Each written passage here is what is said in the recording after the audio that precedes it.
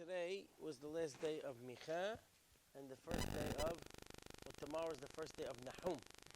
So I wanted to say something short on both. A little short class on both.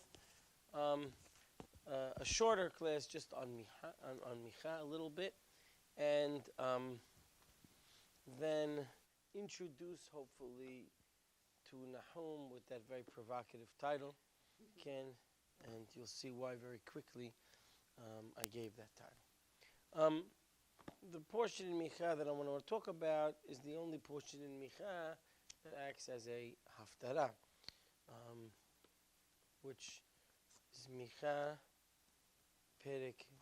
middle of Perek He to the middle of Perek Vav, which is the haftarah of Parashat Balak. Balak is mentioned 3 places in the Nevi'im. Right? Anyone have any idea? I'm sure you all know one place, that's for sure. Both other places aside of this Perek Micha Vav is Nevi'im Rishonim.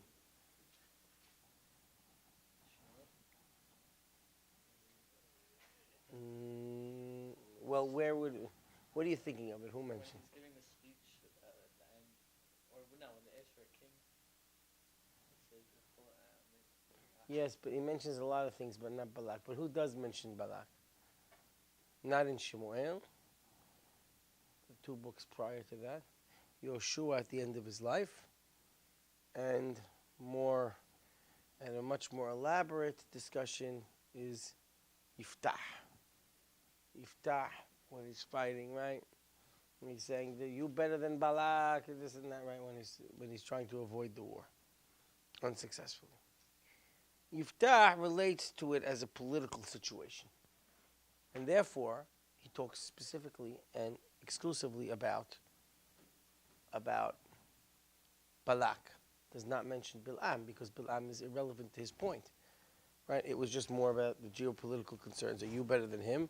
I don't want to have a war with you. Stop, and here's what we're going to do. Micha is really not mentioning a military situation here. And this really gets to the crux of what Micha is trying to do here. And it'll be an interesting segue as we move into Nahum. Right?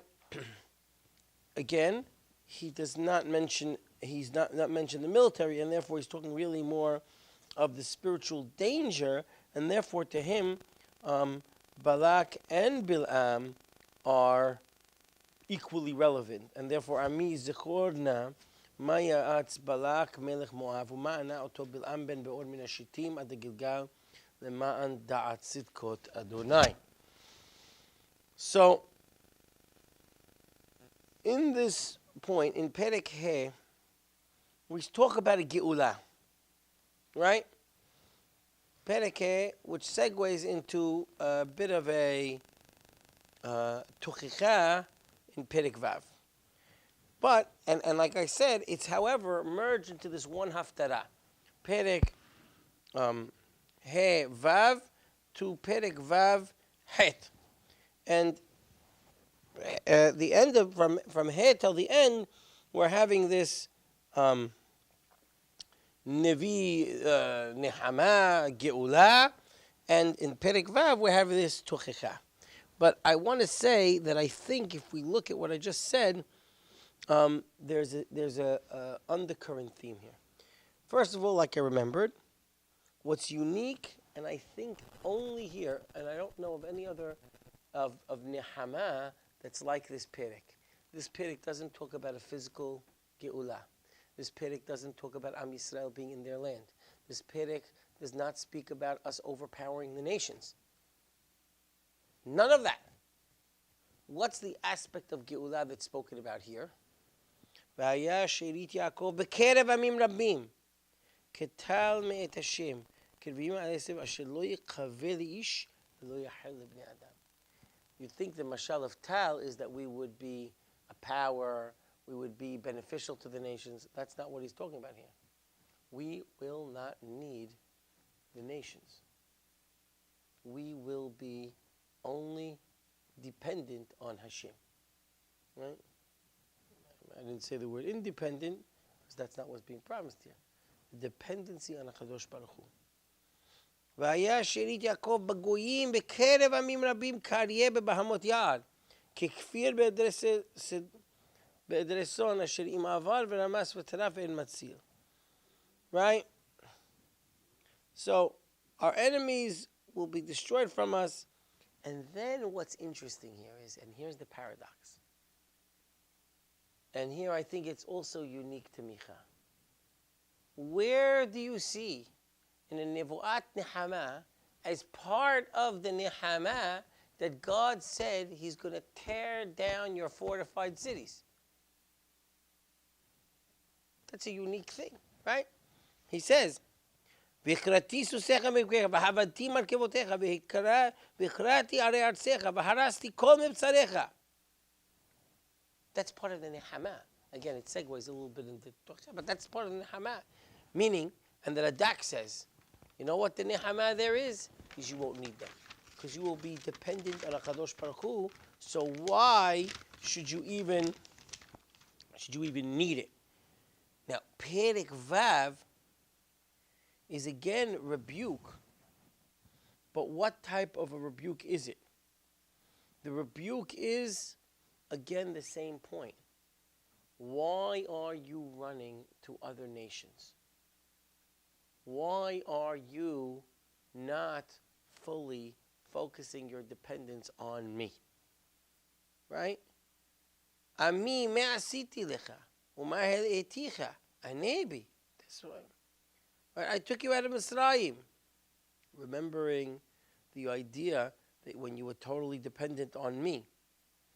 And he's telling him, right, that the idea of this tochecha is the rebuke of the same point of that nehama. Your dependence on others, and you're not dependent on me. And then it segues, very interesting, to the idea of Korban. That the true message of the Korban will only be real if you understand the message and the difference between what we'll call magic, represented by Bil'am, and Bil'am's Korbanot, and Jewish Korbanot. Right? Of course, we could even say Bil'am had sincere intentions in his Korbanot. I'm sure he was trying, but in the magic form of Korban, which is the magic form of the Korban, the sacrifice is really, what is it representing? It's just representing a magical attempt to appease Borei Olam. And that's what the Navi segues into attacking. Because really, what is a real Korban? The real Korban is what is it supposed to express? What? What? Meaning what? Humility and Ani talui becha. My dependence on you. Everything I have is from you. I'm offering, as the Ramban brings, I'm offering from what I have to you to express that total dependence. So the idea of Korban in its proper way is the idea of God-centered. Korban in a Bil'am world is man-centered, where the Korban is simply set to appease God, to make him do what I want done. Hence the magic. Hence moving from spot to spot. Hence moving from place to place. But the Korban in Micha's world and the world of the Nevi'im is God-centered. Man is subject to God, right? And therefore, that's why the message is, right, what do I want? I want you now, right? Do I want this? היצא עלי באלפי אלים ולא נחדשה מן היתן בכורי, הנה מה השם דורש כי אם עשות משפט ועבד חסד והצנע ללכת עם אלוהיך. Meaning, if the Korban is your method to connect with me and understand your dependence on me, If that's the purpose of the Korban, then here's my message. And the Korban should inspire you to follow what I want from you, which is what? What you said. And there's no stira between that. There's no stira. It's as if there's no stira between the Elef Elim and Atznei Alechet. Unless you're bringing the Korban the way Bil'am and Balak brought the Korbanot. But if you're bringing the Korban in the context of from the very beginning, Vaya Shirit Yaakov Bekerev Amim Rabim Ketal Met Hashem Shelo Yikaveh Leish Velo Yiyacheh Lebnei Adam. Right? His dependence on fully on HaKadosh Baruch Hu. He said on HaKadosh, and that's what's reminded him by the Korban. Then he really understands the idea that is that Micha is being trying to get across. So that's really the few minutes that I wanted to talk about Micha. Now, as I mentioned, I want to spend most of the evening talking about Nahum. A few points in introduction to Nahum. Nahum is unique, and this is what's going to be our. As we know, Nahum is similar, really, to what I know of only one other book in Tanakh. Certainly, only one other book in Trei Asad, Obadiah, because in both cases, and we already spoke about the message of Obadiah, but in both cases, there is no tochecha at all to Israel. Nahum doesn't utter a word of tochecha to Israel. And that's going to be a little perplexing. And we'll have to figure out why. And before we do that, we just want to give a little bit of a background. And we'll talk, and it'll be necessary to talk a little bit about Nahum's main foe, which is the fall of Ashur. Right? That's his main. In other words, Nahum really does two things. Talks about the fall of Ashur and Nehaman Tochecha fi Israel. Right? That's pretty much it. That's, this, within the three Perakim, you could split it into really two parts, right? The idea of the Masan and Neve, right? And God wreaking havoc on Nineveh, and the Yeshua of Israel. Now that has led people to question Nahum on two counts. One, he seems to be very chauvinistic, attacking the enemy, good for Israel, and that's it, for no, doesn't seem to be a reason. And he avoids any prophecies of the downfall of Israel. Okay. We'll get back to that point, and this has led people to level certain accusations at Nahum. But before we do that, I think in order to understand it, it's going to be important to understand a little bit of the historical background, specifically of Ashur, and as it relates to Israel. Okay. What we know of Nahum, of Ashur. Ashur was ascendant, right? I would say they usually give it about 160 years before the Horban. So if the Horban is in 586, you're talking about 746, 750. That with Tiglat Pileser the first, Ashur becomes ascendant, and at that point,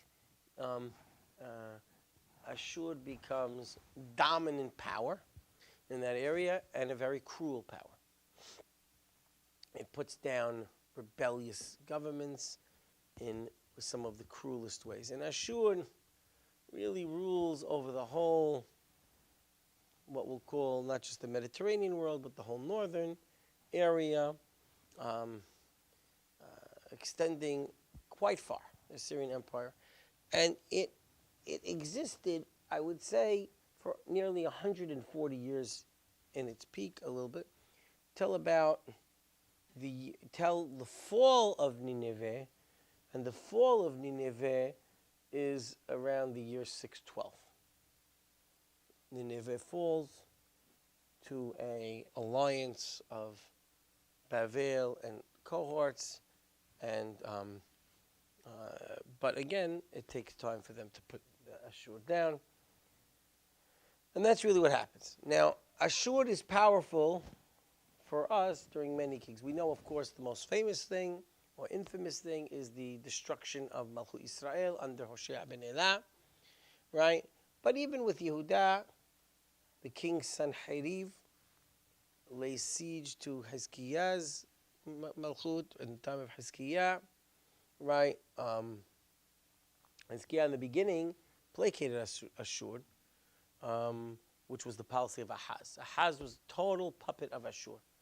Problem with Ahaz is that in order to do that, he had to accept Assyrian deities and brought in, as we spoke when we dealt with Melachim, one of the policy of Ahaz was to actually be more Christian than this Pope, so to speak, in Assyrian culture and religion. Hizkiah, as we know, reverses that and eventually rebels against Ashur. Now, Ashur comes down with tremendous ferocity. The Navi describes 46 cities that in Yehuda that Sanheriv destroys. But he is unsuccessful, as the Navi describes, miraculously unsuccessful, to capture Yehuda. Right? The siege of Jerusalem ends with him in disaster, and he retreats from that plan of annexing Yehuda. In the time of Menashe, really that becomes the height of Assyrian power under Ashur Banipal, and he really, Menashe adopts like Ahaz, Assyrian culture, Assyrian gods. Based on Divrei Yamim, he revolts eventually and is taken in chains and then comes back. And still under Yoshiyahu, Ashur is still ascendant, although not as powerful as it was in the time of Menashe. Right? Yoshiyahu becomes Melech 62 years before the Horban until 22 years before the Horban. Right? He is king for 40 years. And really at the death of Ashur Banipal, which is around 626, the Assyrian power starts to decline, right? And, and really, as we saw, until its total destruction through Bavel, through 612, although a little after that, it tries to make a comeback with the aid of one of the rebels. In other words, Mitzrayim was always on the side of Bavel, but now because Bavel becomes so ascendant, that Mitzrayim tries an attempt to fight off, or in other words, to go back onto the side of Ashur because they see Bavel is coming too strong. And we know, of course, that was a very tragic battle because Yoshiyahu, reading the political map correctly, sees Bavel as ascendant and says he's going to join the winners. The problem for him was just a couple years needed more. There was Mitzrayim had a few more years left. And therefore, Yoshiyahu was killed in that battle at Megiddo, right? But that is a little bit of the background of what's going on here with Ashur. And a little bit of what's happening. We'll get back to that battle with Yoshiyahu in a minute. Now, where at what point is Nahum? According to Seder Olam, and Seder Olam is unique, Nahum was in the time of Menashe. I don't think exclusively in the time of Menashe. Basically, we can pretty much limit the window of Nahum, because we do know that he has to be after the Horban of Naaman, which he refers to, and prior to the Horban of Nineveh, which he's prophesizing. So that's between 633 and 612, right? Now, there is a pasuk in Perek Aleph pasuk Yud Gimel, which says, "Ve'ata eshbor moteo me'alayich, homosotayich anatek." It seems to be that Ashur is still, at some point, a power over Yehuda. So that, now we know Menashe rebels Menashe rebels in about approximately in the right. In other words, Menashe rebels about 68 years before the Hurban, which is 586. What are we talking about? Adding 54, right? 654, something like that. So if you want to say that, then it has to be before that. So some historians want to do that and put his date there. I don't know if that's so mukhrah, because then the prophecy of the end of Nineveh is 50 years in the future. To make it that early in the time of Menashe, before Menashe's rebellion, is a little difficult. Alternatively, and this will be important, we might say certainly that his time may be a little bit closer towards the end of Nineveh, and that might be during the time of Ashur. And that might help us, during the time of Yoshiyahu. That might help us with some questions. Okay? So, now, I mentioned 626, Ashur Banapel dies, and that weakens, of course, Ashur, and then a couple years later, Yoshiyahu creates his famous reforms, his religious reforms, his teshuvah, escaping the yoke of the strong Ashur. He's free to bring back the reforms of Hizkiyahu. Now, let's get back to Nahum. We asked the question. Nahum doesn't rebuke. Why not? It's very difficult, especially if he's in the time of Menashe, that he will not rebuke Yehuda. If you put him at the time of Menashe, how could he not be rebuking Yehuda?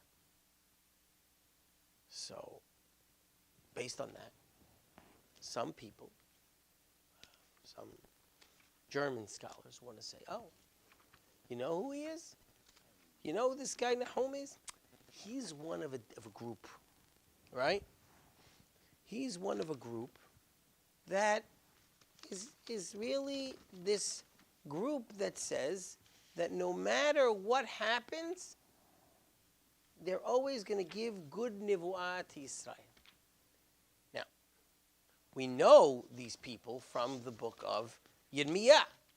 What does Yirmiyah think about these people, right? So if you go to Yirmiyah Kaf Gimel Tet Zayin, you'll see what he thinks about those people.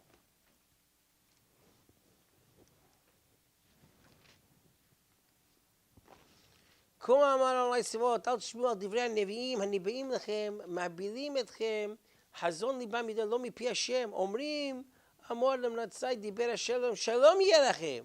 וכל שליחות ליבו אמרו, לא תבוא עליכם רעה, always good. And of course, much more elaborate in Perek Kaf where I'm sure you all remember from our discussions on Yirmiyah, right? This is the famous Perek where Yirmiyah fights the Navi of the Navi Sheker Hananiah ben Azur. And he tells him, by the way, he gives him a little tutorial lesson, right?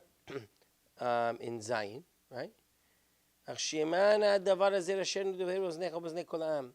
הנביאים אשר היו לפני ולפניך מן העולם וינבאו אל ארצות רבות, ועל ממלכות גדולות, למלחמה ולרעה ולדבר. הנביא אשר ינבא לשלום, בבוא הדבר הנביא, ודע הנביא אשר שלחו אדוני באמת. Right? So he says, you better be careful. Because if he's Medaber Shalom. Yeah. So, you have this Hananiah. You have Nahum. The Am Yisrael, if you say he's during the time of Menashe, are really doing horrific things. And no Nevu'ot Ra'ot. So first of all, as I said before, I think the timing might be a little off. I think the timing would place Nahum a little bit more around the time of Yoshiyahu. Being around the time of Yoshiyahu, wouldn't totally exempt the nation from Tocha, but makes much more sense. The king is in the midst of, and certainly if as we said that it's just before the fall of Nineveh, and it's during the time of Yoshiahu's reforms, and there's a lot of positive energy about these reforms, and a lot of hope, although Yirmiyah is a little bit skeptical, but certainly that's filled with hope. Even Yirmiyah is filled at some point with hope. Then it would make sense that Nahum would not be spending a lot of his time being mochiach. But also remember, and that within his, and I just want to quote a line here, which is very valuable, because it also puts, it's important to understand that Nahum's Nevuah on the fall of Nineveh in its context. It's not in Nahum, and you see this, like the Nevi'im Sheker, so this is the chauvinistic pro-Yisrael and end of the enemy, like Hananiah would have. Everything is happened good to Israel, and the enemies will all be destroyed. Within Nahum, it's always within the context of the universal message of what the Navi should be. And in fact, the reason that he's talking this way about Nineveh, and the reason that it falls, is always because of what? Because of its corruption. He keeps going.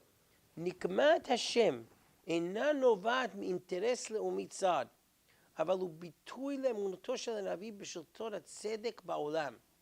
לכן, אין לזהות את נחום עם נביאי השלום, הנתפסים בתנ"ך כנביאי שקר, במיוחד על ידי ירמיה ויחזקאל. נחום הוא נביא אמת, לא פחות מנבואי החורבן. Meaning the idea that he's trying to set aside the difference, the Nevi'im Shalom that Yirmiyah and Yahezkel are opposing are nationalistic Nevi'im, always failing to rebuke their people and always prophesizing doom for the enemy and glory for them. So it sounds like Nahum was doing. End of Ashur and glory for the Jewish people. But the context that Nahum does it in is within a message, not because it's us, but it's in a message of the fall of Nineveh is going to happen because of their corruption. And that is an important idea that when you read Nahum, you'll pay attention, you'll notice that continuously comes back through Nahum's message. The idea of there's a reason why Nineveh is falling apart. There's a reason why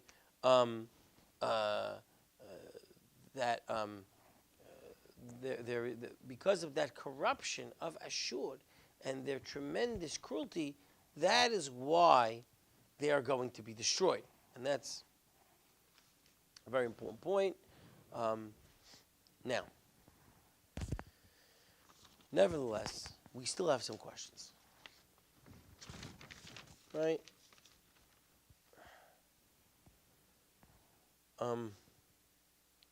First of all, I think, before I move on to the next question, I think also another point of the difference between Nahum and Hananiah is Hananiah lied.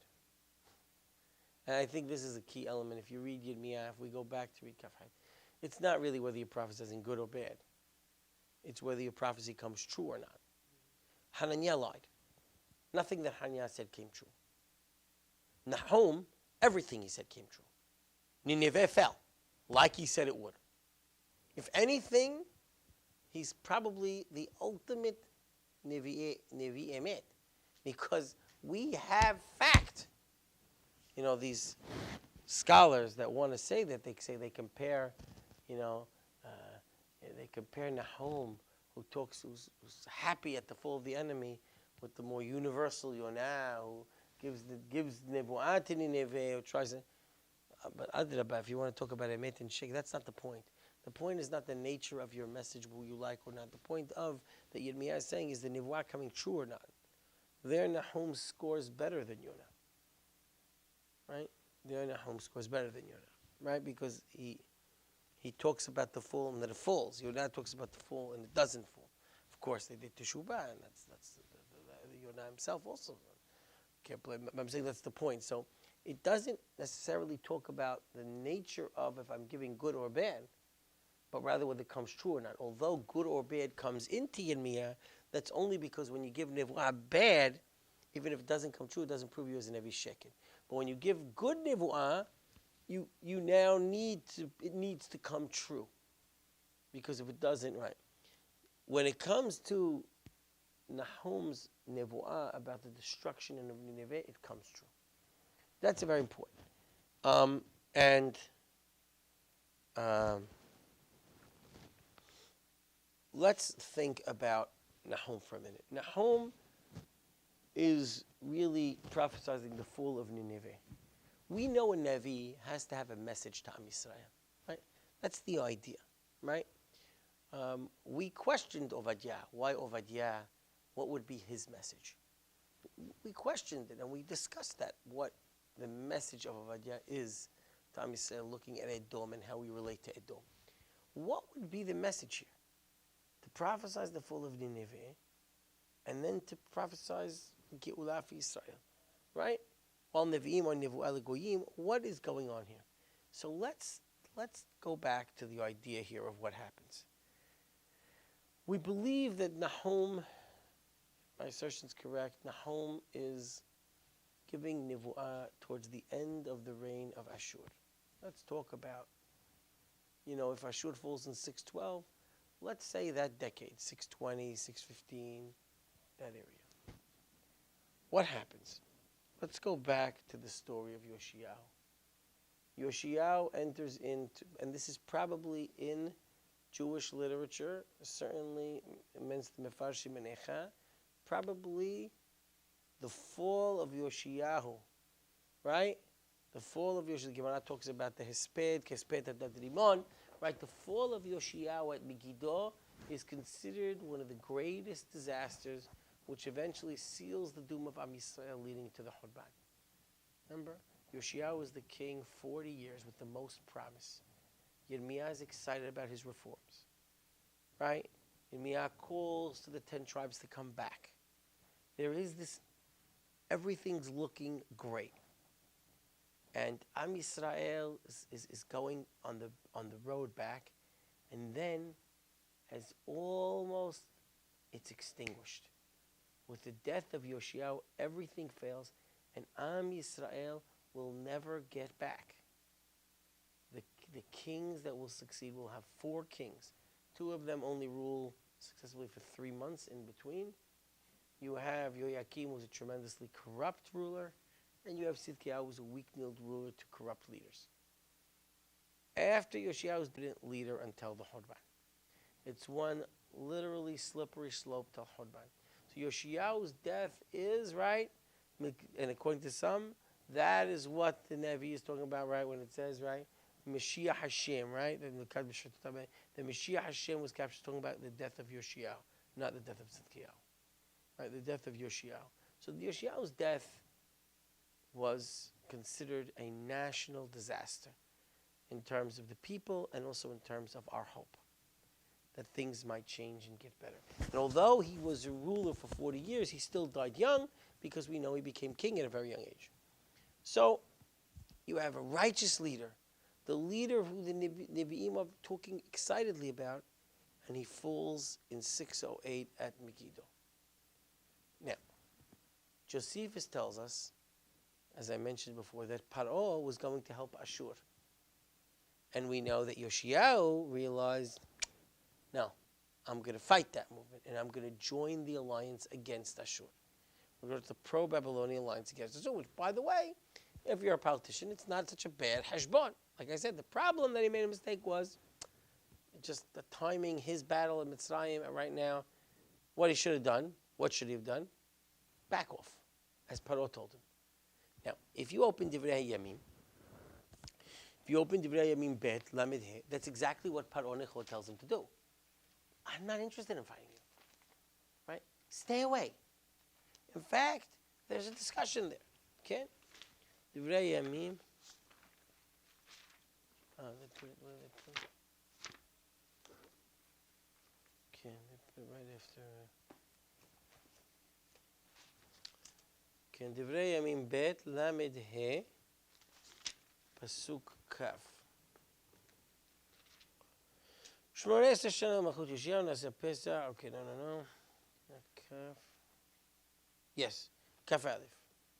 Vayishlach elav malachim lemor. Right, so he goes in Kaf. He says, "Acharei kol zot hechin Yoshiyahu et habayit ala Necho melech Mitzrayim lachem bet karkamish al perat. Vayetzer likrato Yoshiyahu. Vayishlach elav malachim lemor. Ma li balach melech Yehuda. Lo alecha ata hayom. Ki el bet milchamti. Ve'Elohim amar levahaleni. God sent me on this."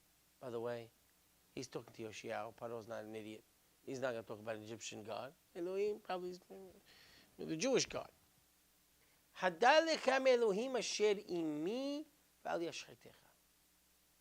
Ve'lo esev Yoshiyahu panav mimenu. Ki lahem bo itchapes ve'lo shama'u divrei necho mipi Elohim. Lo shama'u divrei necho mipi Elohim. That's not, if Elohim Asher Imi would be, look, Paro's no fool, he wouldn't talk to Yoshiyahu about an Egyptian deity. But even if you want to say, because Elohim Asher Imi, certainly the Navi says, when he says, V'lo shama divrei necho b'pi Elohim, that means from God. V'yavo li lachem bebikat Megiddo. V'yoru hayim hamelech Yoshiyahu v'yomer hamelech Abav Avinuni ki haleti me'od. And v'yelchu Yerushalayim v'yikaver b'kirot avotcho Yerushalayim mitablim al Yoshiyahu. We never have that. And then Yirmiyahu gives this kina. Right? Vayikonen Yirmiyahu Yoshiyahu v'yomru kol hasirim v'sarot b'kirotehem v'yishu ad hayom v'yitinum l'chok ha'Yisrael v'inam ktubim al hakinot. Right? It's a tremendous disaster. So, on the one hand, Paro is going to battle to sort of save Ashur. Now, that's within a few short years, by 605, we'll have a famous battle where Bavel totally routs Mitzrayim, right? And that's important because those battles, right, we'll see they're back and forth. Bavel is coming against, then Mitzrayim comes, and Bavel has to retreat from Yerushalayim. You know, there's the famous Yirmiyahu.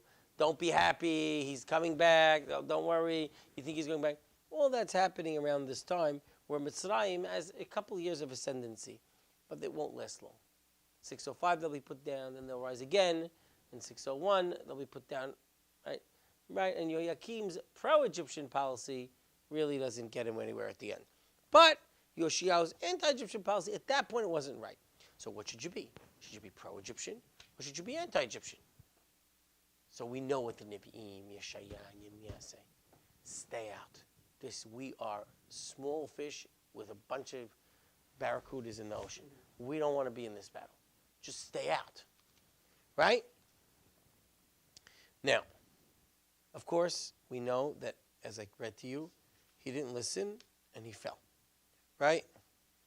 Gemara and Tanit says, Yoshiyahu. Why'd he die? Look at all these good things that he did. Because he didn't He didn't ask the advice of Yirmiyahu Navi. Should I or shouldn't I? He didn't ask the Nevi'im. Right? Right? He definitely saw the rise and he said, this is the right thing to do. Yirmiyahu saw sakana. And therefore, according to the Gemara and Tanit, Yirmiyahu would have told him to stay out.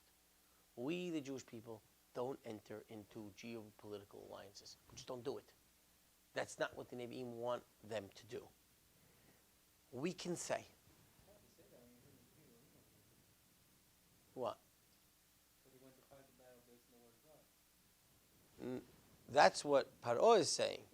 But what the Navi is saying is, Lo shama el divrei necho mipi Elohim. That what? What's the mipi Elohim? That he should back off. Paro didn't ask him to join my side. Paro said, just say, go home. Now, Paro says, Elohim amar levahaleni, very nice. But the Navi is saying that we didn't hear the words of Paro mipi Elohim. Right? And yes, the Navi seems to say that the words of Paro are from the mouth of God, meaning not to enter into this situation. Nahum may also have seen this danger. But it's very possible that Nahum took a different approach on how to end this situation. Nahum, now if we go back into Perek Aleph, Nahum's message within this historical context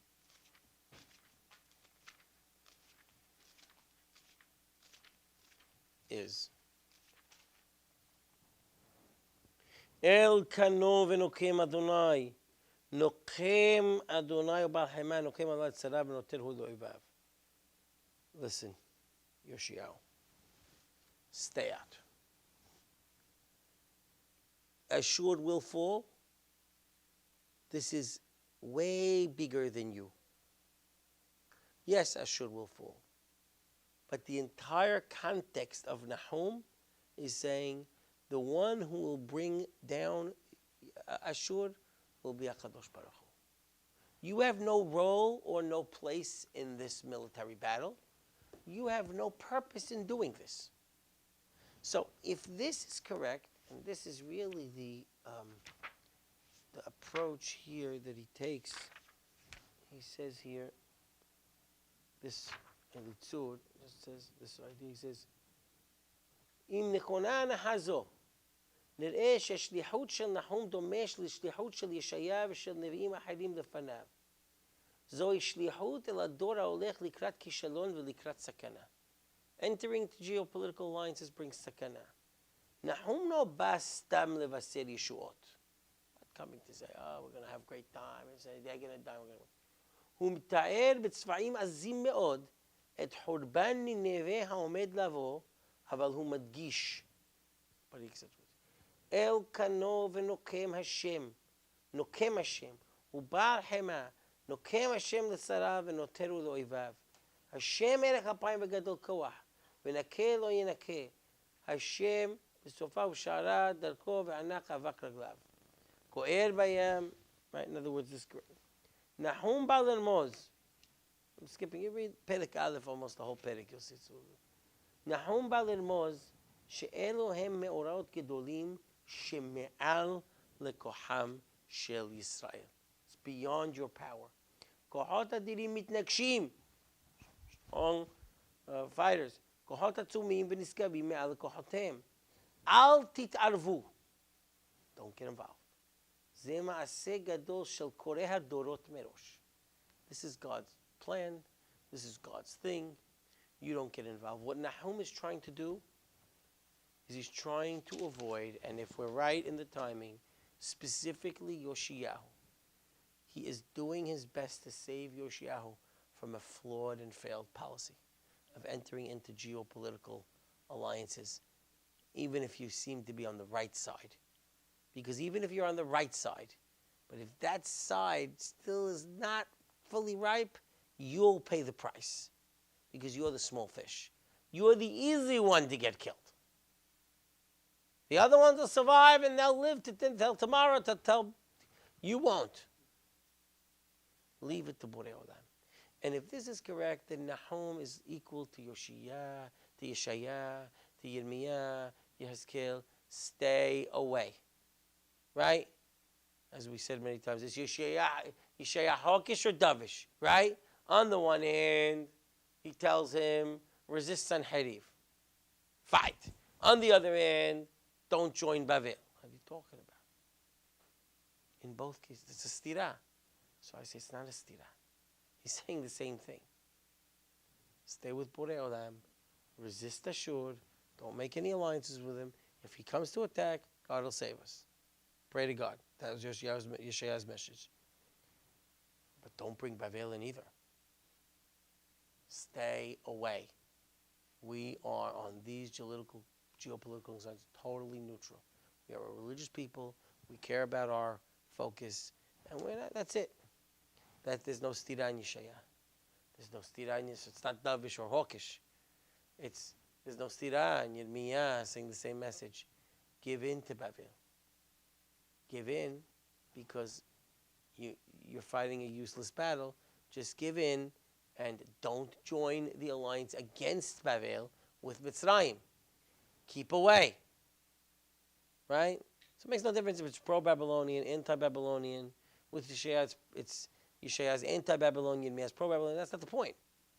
It's don't join the rebels against the ascendant power.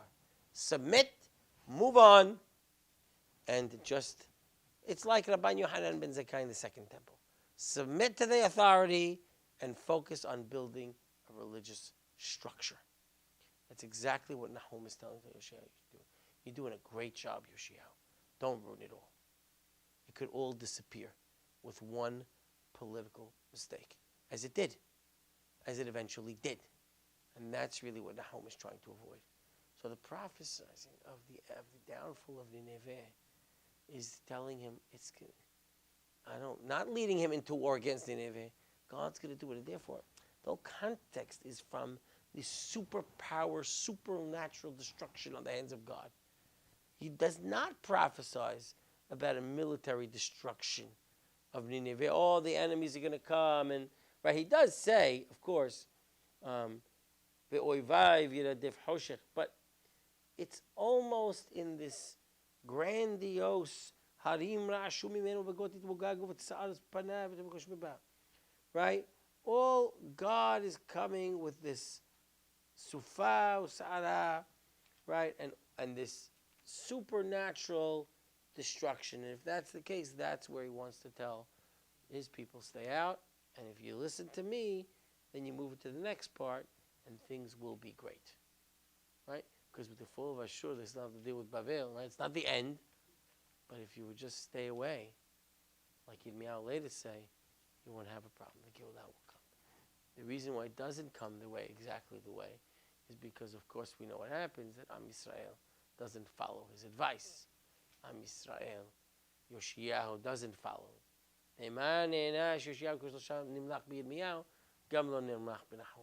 Right?